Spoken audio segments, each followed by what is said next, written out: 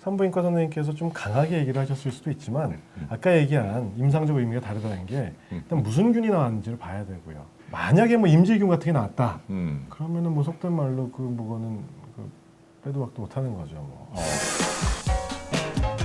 이거 흔히 볼 수 있는 임균 감염하고 비임균 감염인데요. 임균성일 때는 일단 분비물하고요. 그다음에 소변 볼 때 찌릿찌릿한 통증 같은 거 또는 뭐 성교통 이런 게 일단 기본적인 증상인데 일단 화농성이기 때문에 고름이라고 생각하시면 되거든요. 와, 고름인데. 누렇거나 뭐 초록색으로 빛깔이 보이는 경우도 있고. 좀 초록색이에요, 선생님 이거. 이런 경우도 있습니다. 이야. 보통 비임균이라는 거는 임균 외의 균은 다 비임균이라고 보시면 됩니다.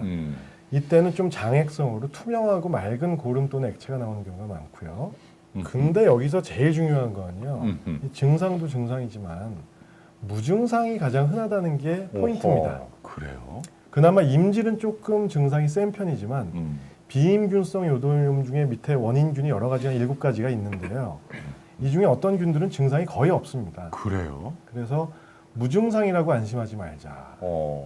그럼 무증상인 분들은 증상이 없으니까 병원에 안 갈 거 아니에요. 그렇죠. 그런데 의심스러운 성 접촉을 했단 말이에요. 뭐 콘돔 네. 안 끼고 뭐 했다라든지. 네. 바로 다음 날 가면 검사가 양성으로 나오나요? 잠복기라는 게 있지 않나요? 잠복기라는 게 있죠. 그래서 언제 가면 돼요? 보통은 일주일에서 2주일을 말씀을 드리는데요. 일주일. 하지만 PCR이라는 검사가 매우 민감도 같은 게 높기 때문에 걱정되시는 분들은 그냥 바로 오시는 게 낫고요. 야, 요즘 그 PCR 장비는 유전자 증폭하는 거잖아요. 예, 맞습니다. 네, 저 검사가 정말 유용한데요. 네. 어떻게 하는 건가요? 일단은 적절한 검체를 이제 채취해야 될 거예요.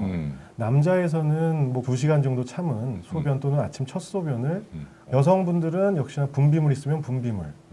이제 질염 같은 경우는 뭐 면봉으로 브러쉬하고 검사에 검체로 활용하면은 아주 미량의 그 균으로도 증폭시켜서 균을 밝혀낼 수가 있고요. 그러니까 저거는 별로 안 아프고 동네 비뇨기과 가도 다 가능한 가장 기본적인 성병 검사다. 예전에는 이런 검사가 이제 활성화되지 않았는데요. 워낙에 정확도가 높고 여러 가지 균주를 한 번에 볼 수 있기 때문에 의료보험의 혜택을 받을 수도 있습니다. 그렇군요. 그러니까 증상이 있는 경우에 한해서요. 증상이 있을 때는 네. 보험이 된다 그러면 환자 본인 부담금은 얼마나 될까요? 그 검사 수가 자체가 뭐 한 2만 원하고 3만 몇천 원이 되고요.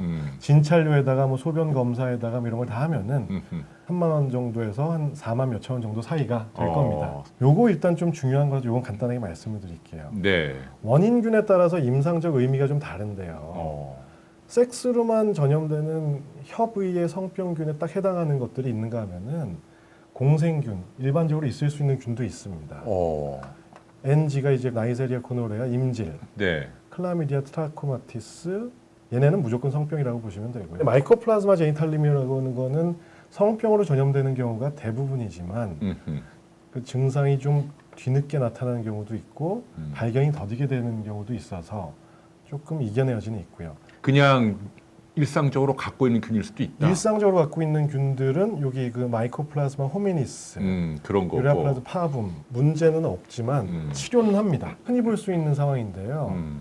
남자분이 오셨어요. 내 여자친구 또는 와이프가 산부인과에서 검진을 했는데 질염이 나왔다고 하더라. 근데 남편도 무조건 치료를 받아야 되고 남편분한테 옮으신 것 같네요. 이렇게 설명하는 경우를 듣고 왔는데 이분 억울하다는 거예요. 산부인과 선생님께서 좀 강하게 얘기를 하셨을 수도 있지만 아까 얘기한 임상적 의미가 다르다는 게 일단 무슨 균이 나왔는지를 봐야 되고요. 만약에 뭐 임질균 같은 게 나왔다.